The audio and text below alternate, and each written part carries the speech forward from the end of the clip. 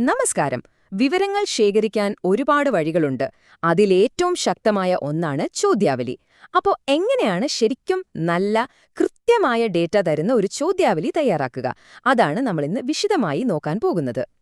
ഒരാളുടെ ഉള്ളിലുള്ളത്, അവരുടെ ചിന്തകൾ, അഭിപ്രായങ്ങൾ, അതെങ്ങനെ നമുക്ക് കൃത്യമായി മനസ്സിലാക്കാൻ പറ്റും? ഇതൊരു വലിയ ചോദ്യം തന്നെയാണല്ലേ? ഇതിനൊരു ഉത്തരം കണ്ടെത്തണമെങ്കിൽ അതിനുവേണ്ടി നന്നായി ഡിസൈൻ ചെയ്തൊരു ടൂള് നമ്മുടെ കയ്യിൽ വേണം. അപ്പോ എന്താണ് ഈ ചോദ്യാവലി? ലളിതമായി പറഞ്ഞാല് അത് ആളുകളിൽ നിന്ന് വിവരങ്ങൾ എഴുതി വാങ്ങാനുള്ളൊരു ഫോമാണ്. പക്ഷെ അതിലെ ചോദ്യങ്ങൾക്ക് ഒരു കൃത്യമായ ക്രമമുണ്ടാവും. ഈ ചിട്ടയാണ് ശരിയായ വിവരങ്ങൾ കിട്ടാൻ നമ്മളെ സഹായിക്കുന്നത്. ഒരു ചോദ്യാവലി ഉണ്ടാക്കുന്നത് ഒരു വീട് പണിയുന്നത് പോലെയാണ്. അതിന് കൃത്യമായ ഘട്ടങ്ങളുണ്ട്. നമ്മളിന്ന് ഈ യാത്രയുടെ ഓരോ ഘട്ടത്തിലൂടെയും കടന്നുപോകും. ഒരു ബ്ലൂ പ്രിന്റ് ഉണ്ടാക്കുന്നത് മുതൽ അത് ആളുകളിലേക്ക് എത്തിക്കുന്നതുവരെ ഓരോ സ്റ്റെപ്പും ശ്രദ്ധയോടെ ചെയ്താൽ മാത്രമേ അവസാനം നമുക്ക് പ്രതീക്ഷിച്ച ഫലം കിട്ടുള്ളൂ. നല്ലൊരു തുടക്കം പകുതി തീർന്ന പോലെയാണെന്ന് നമ്മൾ പറയാറില്ലേ? ചോദ്യാവലിയുടെ കാര്യത്തിലും ഇത് വളരെ ശരിയാണ്. സത്യം പറഞ്ഞാൽ ചോദ്യങ്ങൾ എഴുതി തുടങ്ങുന്നതിനു മുൻപുള്ള ഈ പ്ലാനിംഗ് ഘട്ടമാണ് എല്ലാത്തിലും വെച്ച് ഏറ്റവും പ്രധാനം. ഇതാണ് നമ്മുടെ റോഡ് മാപ്പ്. ഈ 9 ഘട്ടങ്ങളാണ് നമ്മുടെ വഴികാട്ടി. ഒരു ഐഡിയ മനസ്സിൽ വരുന്നത് മുതൽ അതൊരു പൂർണ്ണബലയിച്ച ചോദ്യാവലിയായി മാറുന്നതുവരെയുള്ള ഒരു യാത്രയാണിത്. ഇതിലെ ഓരോ ഘട്ടവും എന്തിനാണെന്ന് നമുക്കൊന്ന് വിശദമായി നോക്കാം. ഈ ആദ്യത്തെ 3 ഘട്ടങ്ങൾ നമ്മുടെ ചോദ്യാവലിയുടെ അടിത്തറയാണ്. ഒന്നാമതായി, നമുക്ക് എന്താണ് അറിയേണ്ടത്?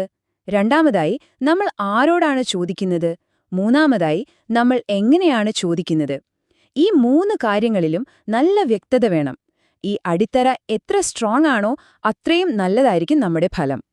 ശരി, അപ്പം നമ്മുടെ ബ്ലൂ പ്രിന്റ് റെഡിയായി. ഇനി നമുക്ക് ഏറ്റവും രസകരമായ ഘട്ടത്തിലേക്ക് കടക്കാം. നമ്മുടെ ആശയങ്ങളെ കൃത്യതയുള്ള, മൂർച്ചയുള്ള ചോദ്യങ്ങളാക്കി മാറ്റാൻ പോവാണ്. ചോദ്യങ്ങൾ പ്രധാനമായും 2 തരത്തിലുണ്ട്. ഈ വിഷയത്തെക്കുറിച്ച് നിങ്ങളുടെ അഭിപ്രായം എന്താണ് എന്ന് ചോദിക്കുന്നത് ഒരു ഓപ്പൺ എൻഡഡ് ചോദ്യമാണ്. ഇതിൽ ആളുകൾക്ക് അവരുടെ ഇഷ്ടം പോലെ ഉത്തരമെഴുതാം. പക്ഷേ ഈ വിഷയത്തോട് നിങ്ങൾ യോജിക്കുന്നുണ്ടോ? അതേ, ഇല്ല എന്ന് ചോദിക്കുന്നത് ഒരു ക്ലോസ്ഡ് എൻഡഡ് ചോദ്യമാണ്. ഇത് നമുക്ക് ഡേറ്റ അനലൈസ് ചെയ്യാൻ ഭയങ്കര എളുപ്പമാണ്. ഈ ക്ലോസ്ഡ് എൻഡഡ് ചോദ്യങ്ങൾ തന്നെ പലതരത്തിലുണ്ട്. വെറുതെ അതെ അല്ലെങ്കിൽ അല്ല എന്ന് പറയുന്നവ മുതൽ തന്നിരിക്കുന്ന ഓപ്ഷനുകളിൽ നിന്ന് ഒന്ന് തിരഞ്ഞെടുക്കുന്നവ, പിന്നെ ഒരു കാര്യത്തോട് നമുക്ക് എത്രത്തോളം യോജിപ്പുണ്ട് എന്ന് 1 മുതൽ 5 വരെ റേറ്റ് ചെയ്യാൻ പറയുന്ന സ്കെയിലുകൾ വരെ ഇതിലുൾപ്പെടും. ഒരു നല്ല ചോദ്യത്തിന്റെ പ്രധാന ഗുണം എന്താണെന്നോ? അത് വായിക്കുന്ന ആർക്കും ഒരേ അർത്ഥത്തിൽ മനസ്സിലാവണം. അതുകൊണ്ട് ചോദ്യങ്ങൾ വളരെ സിമ്പിളായിരിക്കണം. പിന്നെ ഒരേ ചോദ്യത്തിൽ 2 കാര്യങ്ങൾ ചോദിക്കരുത്. ഉദാഹരണത്തിന്, നിങ്ങൾ വ്യായാമം ചെയ്യാറുണ്ടോ, ആരോഗ്യകരമായ ഭക്ഷണം കഴിക്കാറുണ്ടോ എന്നൊന്നിച്ച് ചോദിക്കരുത്. അത് 2ആയിട്ട് ചോദിക്കണം. ഇതിനെയാണ് സിംഗിൾ ഫോക്കസ്ഡ് എന്ന് പറയുന്നത്. ഒരു പുതിയ കാർ വിപണിയിലിറക്കുന്നതിനു മുമ്പ് ഒരുപാട് ടെസ്റ്റുകൾ നടത്താറില്ലേ? അതേപോലെയാണ് ചോദ്യാവലിയുടെ കാര്യവും. നമ്മൾ ഉണ്ടാക്കിയ ഈ ടൂൾ ശരിക്കും പ്രവർത്തിക്കുന്നുണ്ടോ എന്ന് ഉറപ്പുവരുത്തണം. അതിനാണ് ക്വാളിറ്റി ചെക്ക്. ഈ 2 വാക്കുകളും മനസ്സിലാക്കാനൊരു ഉദാഹരണം പറയാം. ഒരു തുലാസ് ആലോചിച്ചു നോക്കൂ. നമ്മൾ ഒരേ സാധനം 10 തവണ തൂക്കി നോക്കിയാലും ഒരേ തൂക്കം തന്നെ കാണിക്കുന്നുണ്ടെങ്കിൽ ആ തുലാസിന് റിലയബിലിറ്റിയുണ്ട്, അതായത് സ്ഥിരതയുണ്ട്. പക്ഷേ ആ കാണിക്കുന്ന തൂക്കം യഥാർത്ഥ തൂക്കമല്ലെങ്കിൽ അതിന് വാലിഡിറ്റിയില്ല, കൃത്യതയില്ല. നമ്മുടെ ചോദ്യാവലിക്കും ഈ സ്ഥിരതയും കൃത്യതയും അത്യാവശ്യമാണ്. ഈ ഗുണനിലവാരം ഉറപ്പാക്കാനുള്ള ഏറ്റവും നല്ല വഴിയാണ് പൈലറ്റ് സ്റ്റഡി. ശരിക്കുള്ള കളിക്കിറങ്ങുന്നതിന് മുമ്പുള്ള ഒരു ഡ്രസ് റിഹേഴ്സലാണ് എന്ന് പറയാം. നമ്മുടെ ചോദ്യാവലിയുടെ ഒരു പരീക്ഷണ ഓട്ടം. നമ്മുടെ ടാർഗറ്റ് ഗ്രൂപ്പിലെ 5 or 10 ആളുകളെ വെച്ച് ഈ പൈലറ്റ് സ്റ്റഡി നടത്തിയാൽ മതി. ഇതിലൂടെ നമ്മുടെ ചോദ്യങ്ങളിലെ പ്രശ്നങ്ങളും അവ്യക്തതകളും കണ്ടുപിടിക്കാനാകും.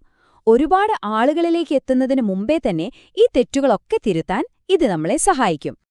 അപ്പോൾ നമ്മുടെ ചോദ്യാവലി എല്ലാ ടെസ്റ്റുകളും കഴിഞ്ഞ് റെഡിയായിരിക്കുകയാണ്. ഇനി ഇത് എങ്ങനെ ആളുകളിലേക്ക് എത്തിക്കാം എന്ന് നമുക്ക് നോക്കാം. ഈ കണക്ക് ഒരുപക്ഷെ നിങ്ങളെ ഞെട്ടിച്ചേക്കാം.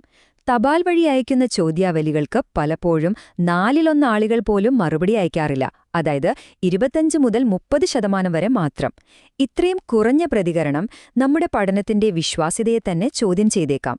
നോക്കൂ, ഓരോ രീതിക്കും അതിൻ്റേതായ ഗുണങ്ങളും ദോഷങ്ങളുമുണ്ട്. നേരിട്ട് പോയി ചോദിച്ചാൽ മിക്കവാറും എല്ലാവരും ഉത്തരം തരും. പക്ഷെ അതിനൊരുപാട് സമയവും പണവും വേണം. വെബ് വഴി അയച്ചാൽ ചെലവ് വളരെ കുറവാണ്. പക്ഷേ ഇന്റർനെറ്റ് ഉപയോഗിക്കുന്നവരിലേക്ക് മാത്രമേ എത്തുകയുള്ളൂ. അപ്പം നമ്മുടെ ആവശ്യത്തിനും സാഹചര്യത്തിനും ഏറ്റവും അനുയോജ്യമായ രീതി തിരഞ്ഞെടുക്കുകയാണ് വേണ്ടത്. ശരി, നമ്മൾ ഇതുവരെ സംസാരിച്ച പ്രധാന കാര്യങ്ങളെ നമുക്കൊന്ന് പെട്ടെന്ന് ഓർത്തെടുക്കാം. അടുത്ത തവണ നിങ്ങളൊരു ചോദ്യാവലി ഉണ്ടാക്കുമ്പോൾ ഇതൊരു ചെക്ക് ലിസ്റ്റ് പോലെ ഉപയോഗിക്കാം.